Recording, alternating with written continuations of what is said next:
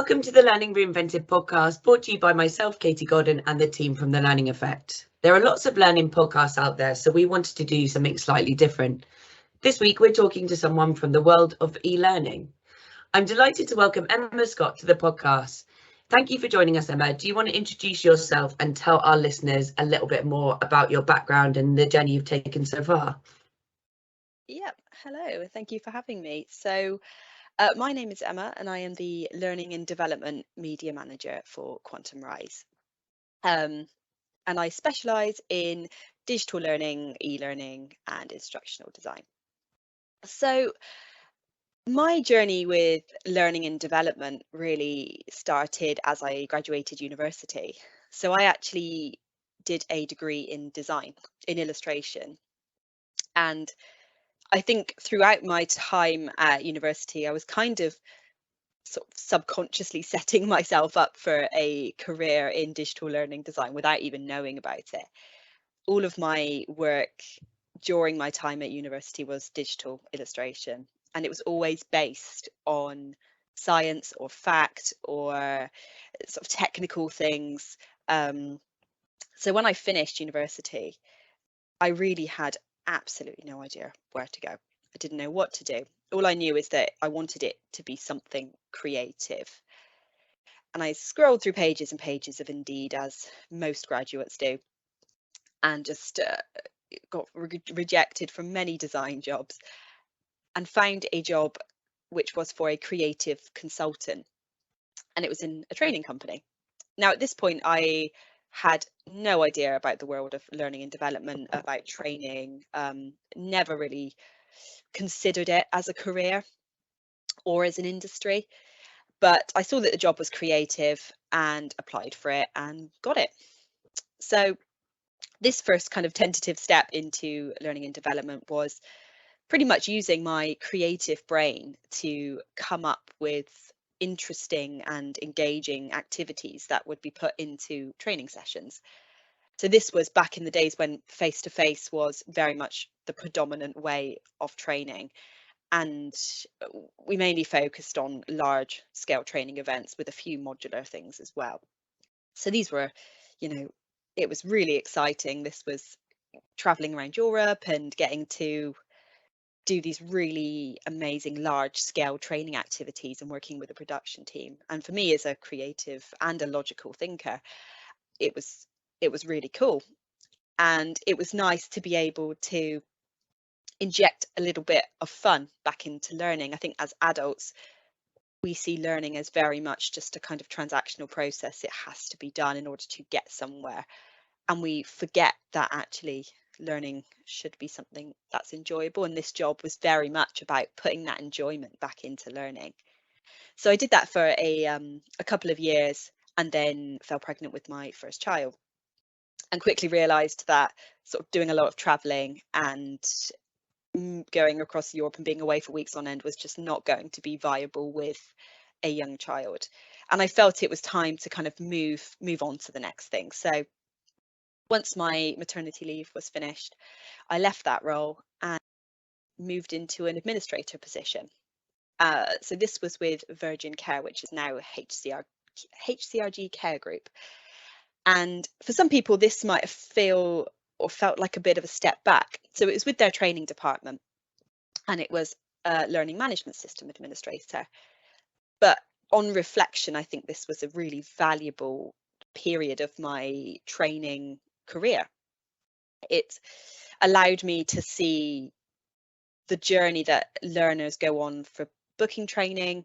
I was very much involved in adding training to the learning management system, looking at training needs analysis, identifying where there's a need for training, dealing with people that were actually using the system, and the frustrations and the concerns and the things that they found annoying. So it really gave me that insight into the limitations of a learning management system and the journey that a learner goes on. I mean, I was using it as an employee myself, but because I was using it as an administrator, I was very much clued up on it and found the process easy, whereas this enabled me to see it as somebody that potentially would find it difficult. So that really, I think, was invaluable in terms of me moving on to designing e-learning and having that awareness of the limitations of a learning management system and some of the frustrations that people might have when accessing and using e-learning.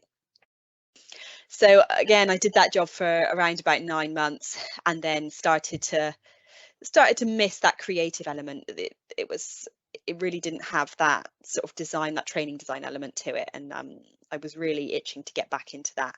And I was very fortunate that a position for an e-learning developer came up in the same company, in the same department, and I was fortunate to be given the role.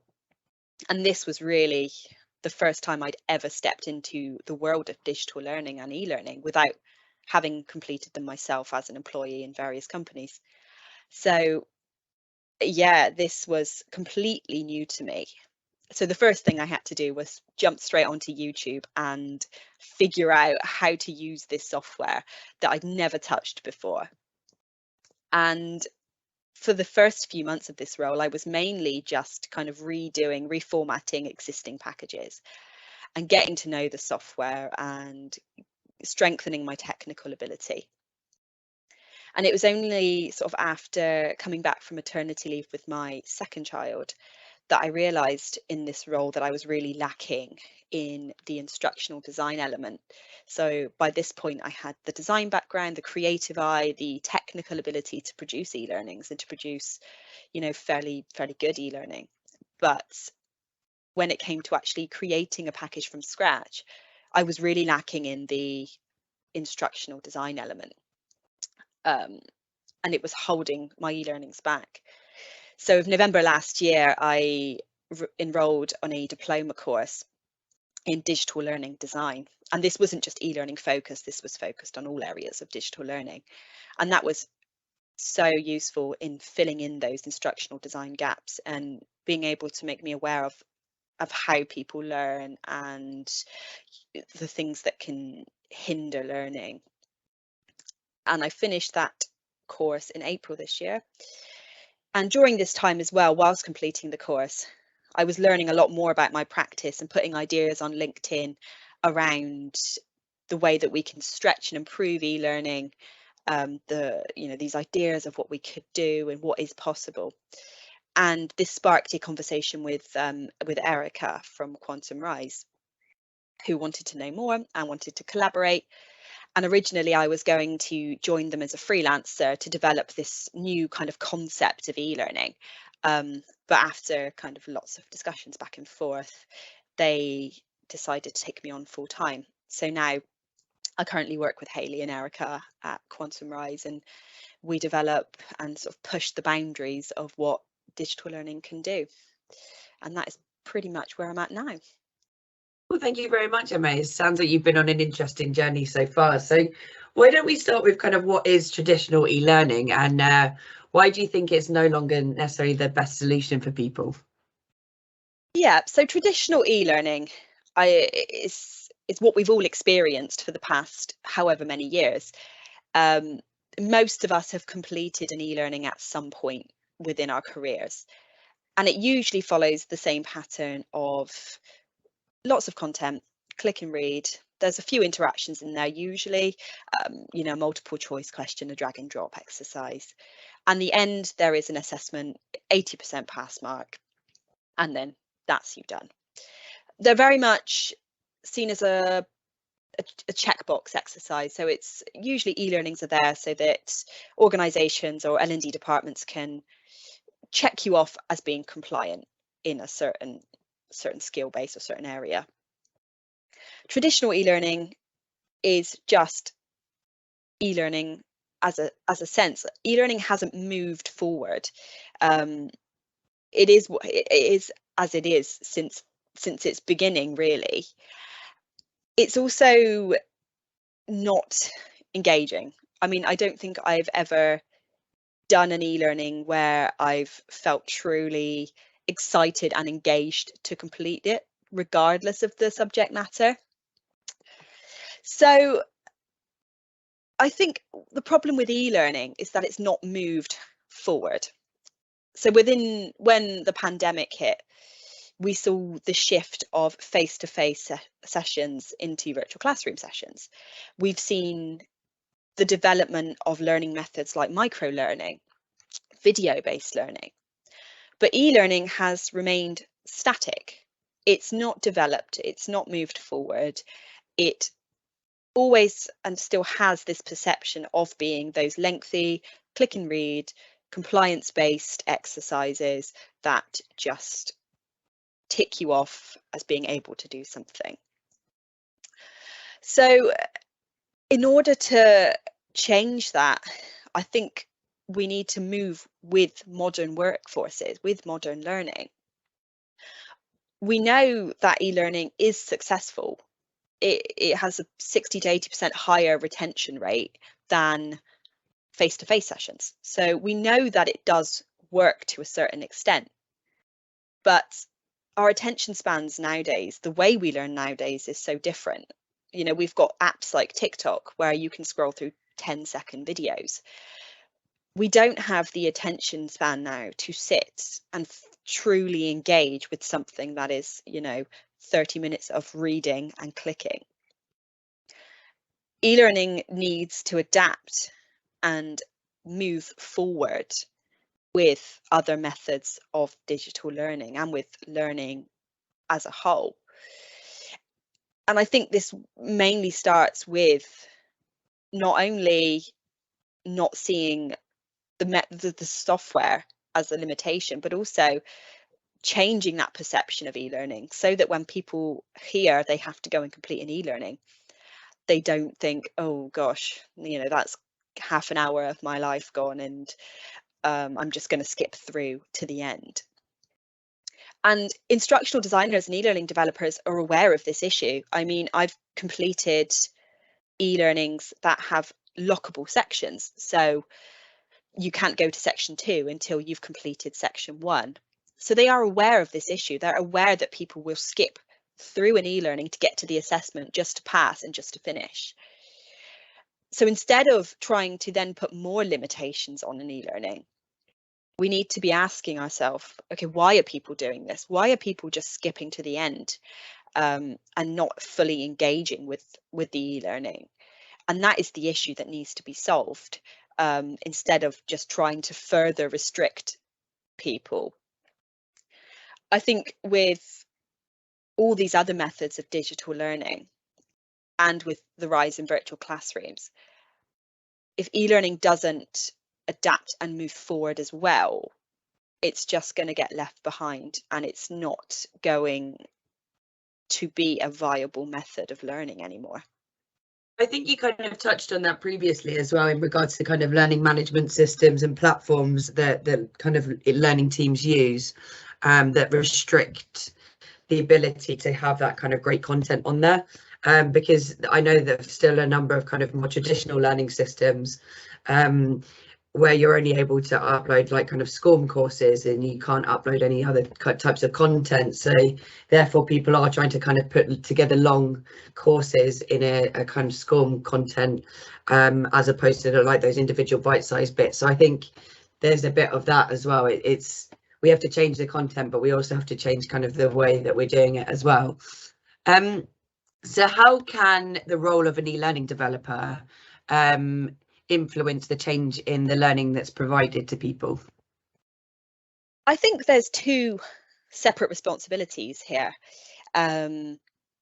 with learning and development departments, and I think with every industry, particularly now that we're out of the pandemic, people are taking on extra responsibilities within their role that they maybe wouldn't have beforehand. Businesses have had to cut costs, which means the resource that they would have had before, particularly within learning and development, they don't have now. So I think first it's important to define the difference and the necessity of an instructional designer and an e-learning developer. So an e-learning developer would traditionally be responsible for the execution. So they would get the storyboards from an instructional designer that outlines exactly, the way the e-learning should flow, the content, and they would be responsible for building it, for bringing it to life, for sourcing the media, doing the programming, all of that kind of thing. The instructional designer would be the person that would write the training, would know the learning outcomes, would map the training to the learning outcomes, write the content, work with the SME. Now, what we're seeing is e-learning developers having to take on the instructional design role. And from my own experience, I've also had to do that. And I think what learning and development departments are missing is that they are very different skill sets. An e-learning developer can learn the technical ability and possess that creative mindset, but if they lack the instructional design knowledge, if they're trying to create a piece of training, they could create something that looks amazing and does function quite well, but lacks that substance and lacks the overall end game of meeting the actual learning. If you flip that on the other side, an instructional designer might be able to, map out a really good piece of training in terms of it being accurate with the content and meeting the learning outcomes, but they may miss, the opportunity to push the boundaries or the opportunity to add a bit of creativity in there. So if we're expecting e-learning developers to now sort of do the job of both, they need to be given that adequate training, and they need to be filling in, as I did with the diploma, filling in those gaps where they're lacking that instructional design knowledge. Now, I think e-learning developers have a responsibility to keep a curious mindset. So curiosity within creating e-learning is how you're going to constantly want to innovate and constantly want to move things forward.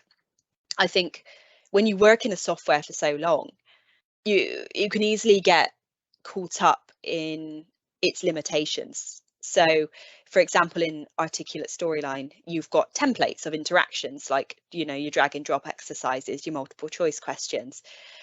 And it can be easy to see this as the limit of what you can do. So these are your interactions, you work your content around these. Whereas the software should be the foundation, and you should see it as the beginnings of what's possible. But as an e-learning developer, you need to be curious and creative and looking to see how far you can stretch those boundaries and what is possible. And some of this can come from actually having an open mind and exploring other avenues. So looking at things like user experience design, that can heavily influence the way you design a learner's pathway, the way they move through the e-learning. We very much are used to linear e-learnings where you do it step by step by step, and the way you move through it is controlled. But why do we have to do it that way? We don't. When you move through an app, you don't necessarily do it that way. You'd go in and out as you please. So why don't we apply that same thinking to e-learning? I think an e-learning developer has a big role in influencing that instructional design and providing that creativity and providing that blue sky thinking. Think of the most amazing idea that you'd love to do and then filter it back dependent on, is it meeting the learning outcomes, and is it possible? Is it worth the time? Do you have the technology and the software? So I think there's two things here, really. It's ensuring that you've got the right resource to be able to move e-learning forward, that good instructional design and also that good technical knowledge. But also it's making sure you've got people in these roles that possess that creative and that curious mindset and have that drive to want to create amazing things as well. Do you think the software that we're using, because we've kind of touched on the like learning platform side of things, and perhaps that could evolve in some elements, because obviously you've got like more modern learning platforms out there that are kind of do enable you to do a bit more and things like that, but do you think the software that people are using to create online courses, that needs to evolve more, to be less restrictive, than I mean, yes, definitely. I think the problem now is that you've got software such as Articulate Rise, where it does make it very easy to create online training. You know, it's really simple to use. You just type your text in, add a few blocks, and it, you know, Bob's your uncle, it's done. And this is, again, a really good example of where people are seeing something shiny and new that's easy to use and going, oh, anybody can create e-learning. You know, you just log onto this website, chuck in your content, and there you go. But they're missing that instructional design, that, you know, creating an e-learning is so much more than just shoving content into a new platform, into a digital platform. And I think we see this a lot when people translate face-to-face sessions into e-learning courses. People think that it is just a quick, just switching it over exercise, when actually they're completely different entities that need a different mindset. You know, face-to-face or virtual classroom sessions are very discussion based, and you get that organic, spontaneous conversation that drives that engagement. Whereas with e-learning, you're manufacturing this. You have to see those gaps where there would have been a discussion point and fill that with engagement, fill that with interaction. So I think this is why you see these e-learnings where it's just reams and reams of text with a template activity in there, because it's lacking that instructional design of going, okay, this is the content, this is the learning outcomes. What can we do to make this as interactive and engaging as possible? You know, can this become a scenario exercise that feels relevant? And definitely there's loads of platforms like this out now. Rise is just one example, but we've got other kind of create your own content platforms that are, I think, even encouraging L&D departments to allow people to create training that don't actually have the right skill set for it. Particularly SMEs, for example, so subject matter experts, sorry. They obviously have a wealth of knowledge, and they're going to put everything into a Rise package because they, in their mind, everybody needs to know everything. But that then doesn't lead to a training course that is engaging, that, you know, encourages learning retention. And you could give people all the knowledge in the world, but if it's not fun and exciting and engaging to do, they're not going to retain it, so it becomes pointless. Yeah, I think it's seeing the value in good instructional design as a foundation. You touched on like SMEs and obviously kind of having that skill set to be able to create content, etc. Do you think learning and development teams are kind of missing a trick there, where they could upskill some of their teams internally to perhaps give them that skill set so they are able to kind of create content? Because as budgets get squeezed and things like that, and learning departments might get smaller, or you've got more workload on there, you might need extra resource and might not be able to kind of fit that into your budget, but you might have the right kind of knowledge there, but not the skill set to create that content. So do you think learning and development teams should be more responsible to kind of go out and kind of teach those teams that are the experts in whatever field it is, to be able to create some engaging content? And like you said, like, know your audience, because you can overwhelm someone with tons of knowledge, but actually they only need to know 5% of that or whatever. So yeah, do you think it's their responsibility to be doing that? No. And yeah, I completely empathize and understand that, you know, budgets are super tight and people are having to adapt to this. They're having to take on things they wouldn't normally do. I think the issue with trying to sort of upskill an SME to be an instructional designer is that you run the risk of overloading people. I think depending on the industry that you're working in, the SME will often have a full-time job alongside being an SME. And SMEs that I've worked with previously were, for example, I worked in healthcare, so I might be getting knowledge from a safeguarding officer, for example.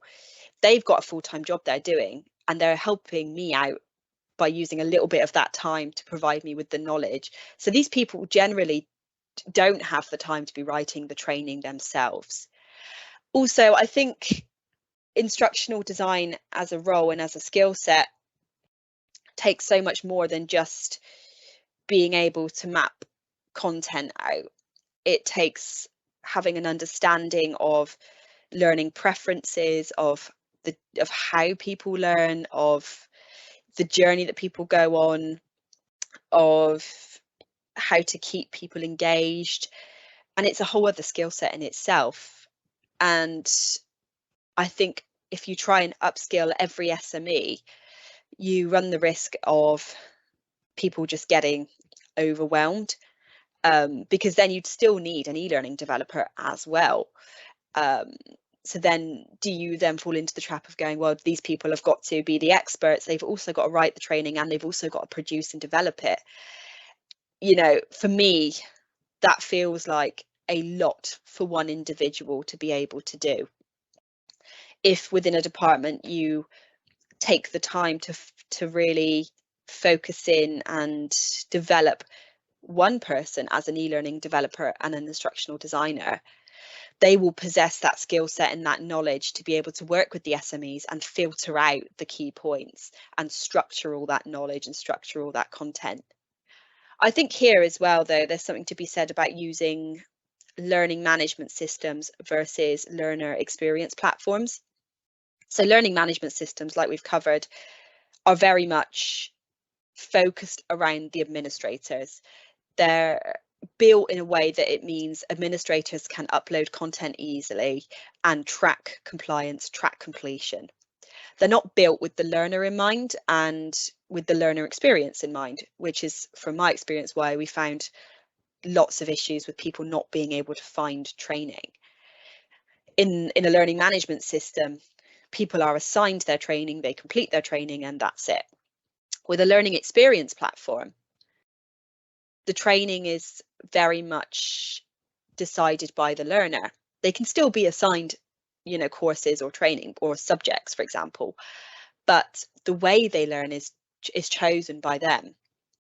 And learning experience platforms are almost like a bank, a library of content. So they're not necessarily finished e-learnings, but you might have one subject matter that has videos, podcasts in it, e-learning, a virtual classroom, all of which contribute to giving the knowledge over and meeting the learning outcomes, but the learner has the choice in how they engage with it. So I think instead of trying to force people into boxes and saying, okay, SMEs now have to be instructional designers and e-learning developers, which will completely overwhelm them and really just not be viable with their workload, we should be thinking about, okay, how do we move our whole process forward? How do we move the whole thing forward, including e-learning, so that it feels not only quicker to create and produce, but also learner centered, as opposed to, you know, the administrator centered, as opposed to the department centered. Yeah, I completely agree with that. I think that's where some learning teams kind of fall down, because they're not putting the learner at the center of that journey, whether it doesn't matter what system you're necessarily using, but you have to have them in mind from the offset, because otherwise, if you're doing it from an admin focus, you're kind of you're helping a small percentage of the team rather than kind of everyone else that's using it. So no, I completely agree with that. But if you were to have like a blank sheet of paper and start learning over, or I guess, what do you think learning would look like in the future if you're able to do that? I think going forward, digital learning is going to be rapid. I think the change and the development of it is going to be rapid. We've seen an increase in things like micro learning, video-based learning, scenario-based learning, mobile learning. I think flexibility, preference are going to be key in the future of learning. People don't have the time now to be able to sit to their desk, regardless of if they're at home or in an shared office. They don't have time to be sat for half an hour focusing on an e-learning course. Learning needs to feel that it adapts around them as opposed to them adapting around it. It also needs to have this relevance. it needs to be something that people feel they're getting something from. And part of that is down to appealing to the way that they learn. So I think sort of further expanding on the learning experience platform, you know, they house multiple methods of learning that can suit accessibility, you know, neurodivergence, all of this kind of thing. And I think learning is going to have to move that way in order to stay relevant and to keep people wanting to do it. Particularly with digital learning, we've got the ability here and the option to be able to cater to so many people that maybe wouldn't have been able to access learning before, by providing a podcast, for example, that meets the learning outcomes. Somebody could listen to it on their commute into work or while walking the dog, as opposed to feeling stressed and anxious about having to fit this virtual classroom into their day. I think learning now is very much going to have to move towards being learner-centered. It's no longer about the needs necessarily of the business and the department, but the needs of the individual and what they need to get. It's all well and good doing things like training or learning needs analysis and identifying that you need more of X course, but everybody's got their individual agenda. You know, we've all got our individual goals, and learning needs to be able to keep up with that. We need to have almost a bank of learning that people can choose to do based on their individual needs and goals and preferences.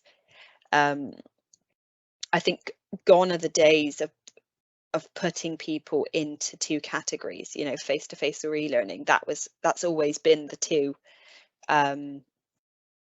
methods of learning. Now we need to open our minds up to the fact that generations are changing as well. We've got Generation Z that learn in a completely different way to the generation before me. You know, they use YouTube, they just Google things, they even find things from social media, things like TikTok. We've got to embrace that rather than see it as something that's, you know, a hindrance. And the good thing about digital learning is that we have that ability to do it. We can create interactive videos, we can foster social learning and encourage people to share thoughts and ideas on social media platforms, for example. We need to break learning out of its structure and its box and really engage with what is possible now. Otherwise, you risk people moving on. It's about a retention thing as well. You know, people are more than ever focused on development, and there's statistics to back up that even without, you know, their manager or their boss telling them they need to complete learning, people are motivated to go and develop themselves within their careers, and they will leave employers if that level of development is not provided. So L&D departments need to keep up with this. They need to be providing that resource so that people can engage with learning, even when they're not being told they have to, but they have the resource to be able to do it. Which again is where I think this kind of content library, this curation of content comes in, not seeing learning as something that has to always be created in-house. You know, there's so many good TED Talks out there, articles from other training companies, you know, from other learning designers, from graduates that provide really amazing insight on different subject matters. We can harness this and actually encourage people to see learning as something that's can continuously happen, whether you recognize it or not. no, I definitely agree with that. I think we've got a lot of resource out there, and I think it kind of comes back to those learning teams and how they actually position that and how they actually create that experience for the learners in their organizations. Because like you said, you can have a blend of kind of that library feel where you can search through, you can find your own content, because you might be curious about learning a topic that's not necessarily in your department, but you still need to have those kind of more prescripted learning plans that people work their way through, because of you're always going to have things like compliance, for example. So no matter what you where you go, you're always going to have to do fire safety, manual handling, whatever it is, you know, and that's always going to be the way. But again, yeah, I think you should have that ability and that choice to have other learnings, and it shouldn't be down to kind of people to go, oh yes, you are able to go onto that face-to-face course, or yes, you can go onto that course, etc. So just one last thing. So we understand that there's a mindset that's needed to change. How do you think e-learning can be made more exciting again?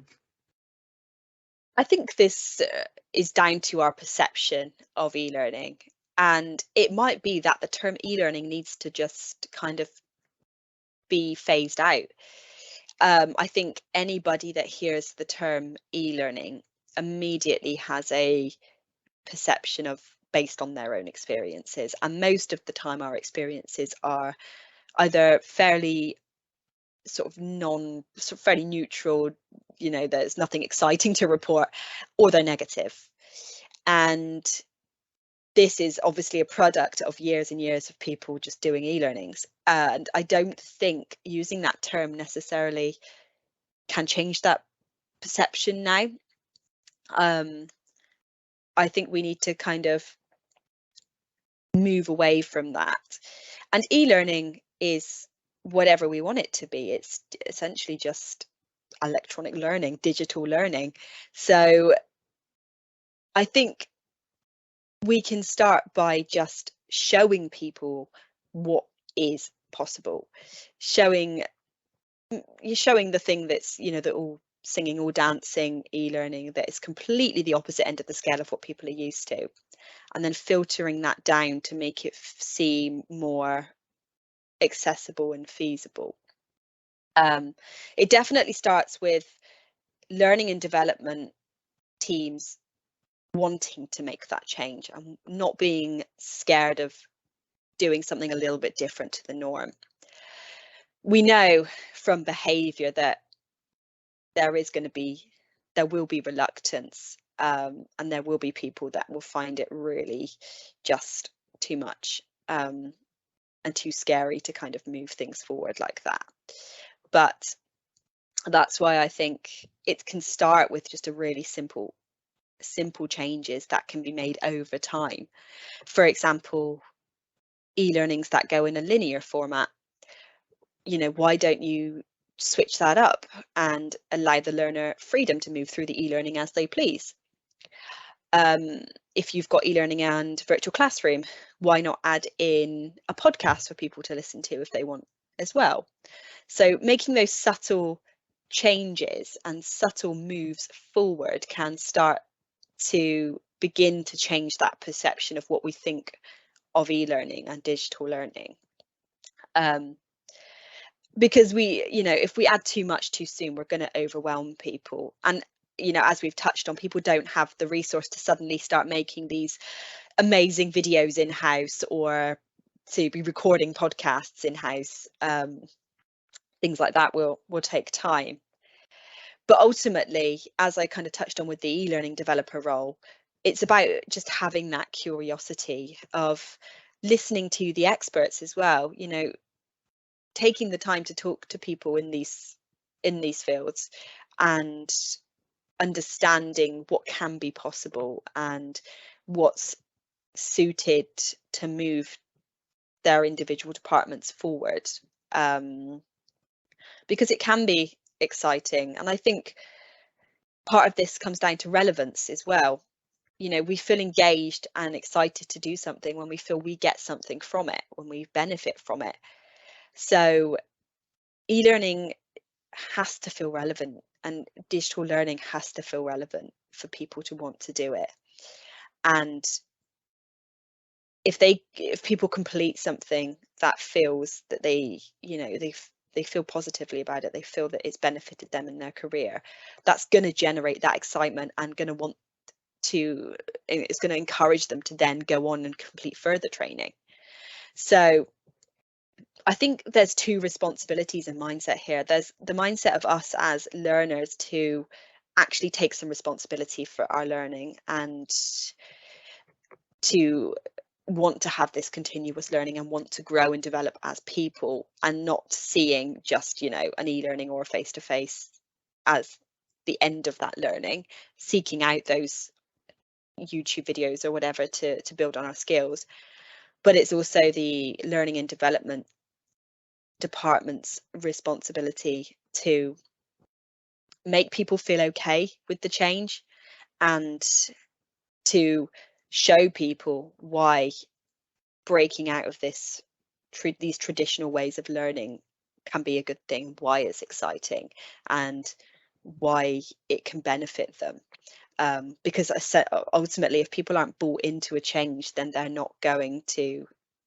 I could provide them with, the well-designed e-learning that's been really thought through, but if they are already going into it with a mindset that it's something new and scary and different, and they just don't want to engage with it, then it's pointless. So yeah, I think we just all need to kind of open our mind to the fact that we can't stop technology moving forward. We cannot stop the changes in the way people learn and the way people consume content. So instead of trying to push back against it, we need to take the positives and use them to also move things forward as well.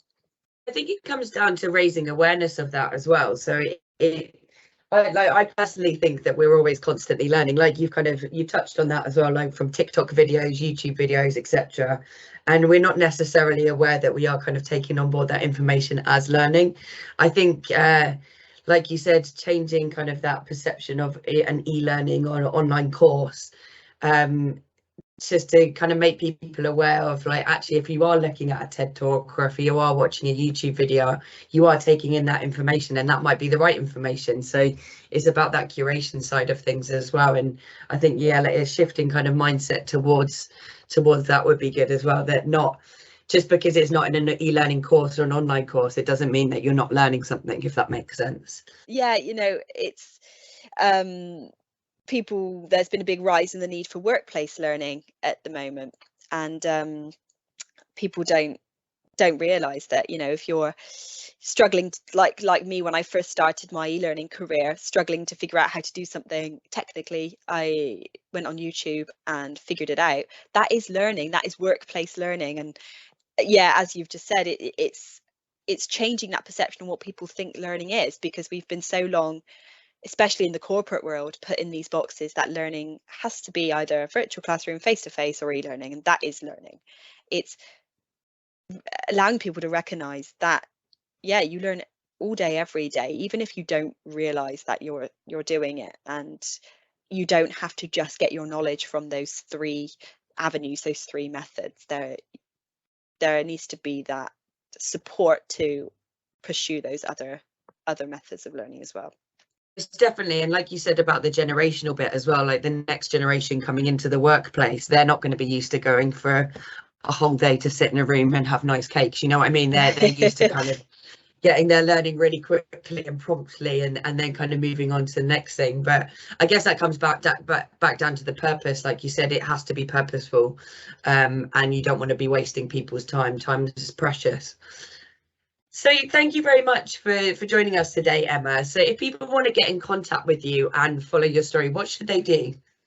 The best thing to do is to find me on LinkedIn under Emma Scott. I think my URL is Emma Louise Scott. Or you can follow us on Quantum Rise. Just search Quantum Rise Talent Group Limited. And we've got some really exciting things going on at the moment around leadership and around our learning space. So if you want to see, really sort of innovative and out there example of what e-learning can be, then I'd really recommend checking out that as well. Awesome, that's great. We'll add those links into the show notes below. So thank you very much again. Lovely, thank you very much. Thank you for listening to this episode of the Learning Reinvented podcast. We hope you enjoyed it. If you've not already done so, please follow our podcast.